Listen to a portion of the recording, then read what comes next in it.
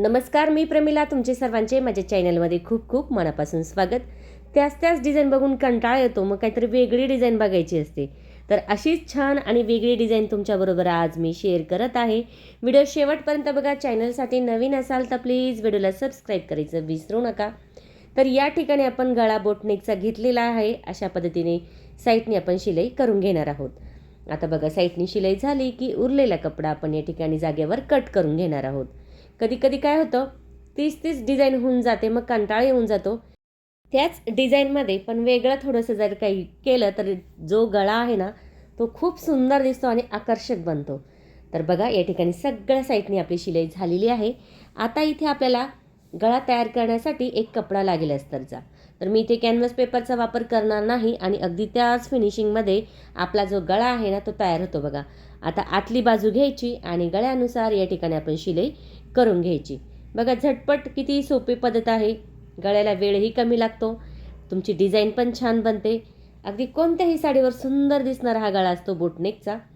Boat neck गळ्यामध्ये तुम्ही जर अशी डिझाईन केली तर खूप छान आणि सुंदर दिसते. अगदी कोणत्याही साडीवर सुंदर दिसणारा हा गळा आहे. साईडनी मी शिलाई करून घेतली. आतला कपडा थोडासा कट मारून तो बाकीचा कट करून घेतला. कोण्याच्या तिथे थोडी जास्त कातर, इतर ठिकाणी थोडीशी कमी कातर. आता साईडनी तिरकी कातर देऊन घ्यायची. त्यानंतर थोडं कपडा या ठिकाणी कट करून घ्यायचं आहे.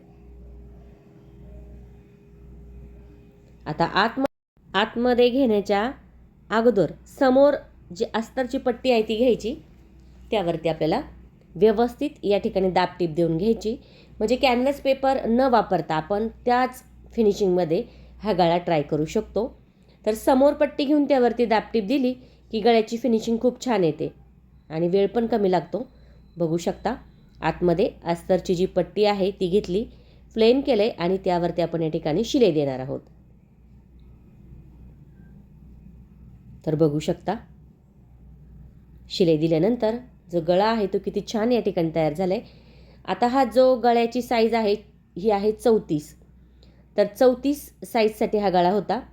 शोल्डर या ठिकाणी पुढील बाजू रेग्युलर आहे, जसं आपण 34साठी घेतो. 2.25, 5.5 किंवा 2.5, 5.5 असं घेतलं होतं. आणि पाठीमागे मी घेतलं होतं 3.5 घेतले. 4.5 पण घेऊ शकता, पण 3.5 घेतले गळा रुंदी आणि बाकीचं आहे तीच पद्धत.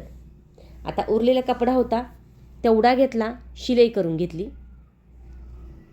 आतल्या बाजूने शिलाई करून घेतली. त्यानंतर कपडा सुईच्या बाजूला काढायचा आहे, असा प्लेन करायचा आहे आणि त्याच्या मधोमध आपल्याला इथे छान अशी चून घेऊन टाकायची.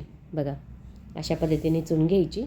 आता तुम्हाला जर बघा, इथे आपण मधोमध तुम्ही बटन, छानसं लटकन काही पण लावू शकता. तर इथे खाली पण घेऊ शकता आणि मध्यावरती पण घेऊ शकता, जसं तुम्हाला छान वाटेल. पण इथे मध्यावरती घेऊया म्हणजे सेंटर छान दिसेल. आणि मधोमध मणी सोडायचे खाली, खूप सुंदर दिसतो हा गळा. टाचन लावून घेऊन साईडने आपण लगेच शिलाई करून घेतलेली आहे. बघू शकता, जो गळा आपला तो आहे इतका सुंदर दिसतोय. तर आतली बाजू आहे ती लगेच या ठिकाणी दुमडून घ्यायची, त्यावरती शिलाई करून घ्यायची. तर बघू शकता, मस्त असा हा गळा तयार झाला आहे. तर इथे वरच्या बाजूला तुम्ही लेस पण लावू शकता, प्लेन पण ठेवू शकता. तर इथे आता आपण 2 टक्स घेणार आहोत कमरेचे, दोन्ही बाजूचे. साधारणतः 3-3 इंचाचेच घ्यायचे, खूप जास्त मोठे पण नको गळ्याच्या वरती. आणि आता इथे आपण कमरपट्टी लावून घेऊया. झटपट गळा तयार होतो. बोटनेकचे व्हिडिओ बघत चला. 34 साईज म्हणजे तुमच्या लक्षात येतील गळा रुंदी किती घ्यायची काय. एक नंबर गळा दिसतो हा, अगदी नवीन आणि मस्त तयार झालेलं. बघू शकता, काहीतरी वेगळी डिझाईन आहे. आता खाली कमरपट्टीला आपण 2 शिलाई घेतल्या, कारण आपण इथे हात शिलाई नाही करणार म्हणून. त्यानंतर वरच्या गळ्याला पायपिंग करण्यासाठी तिरक्यामध्ये कपडा कट करून लावताना तो एकदम ओढायचा नाही, सैलमध्ये लावायचा. म्हणजे काय होतं, गळ्याचा जो आकार आहे ना तो बिघडला जात नाही. ठीक आहे.